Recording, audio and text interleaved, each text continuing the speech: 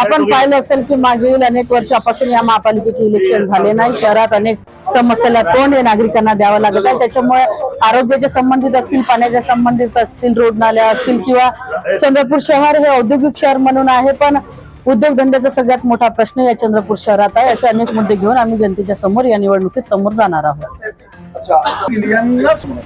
आपण बघितलं असेल की ज्या पद्धतीची गटबाजी ही भाजपामध्ये चालू आहे, काँग्रेसमध्ये कुठेही गटबाजी नाहीये।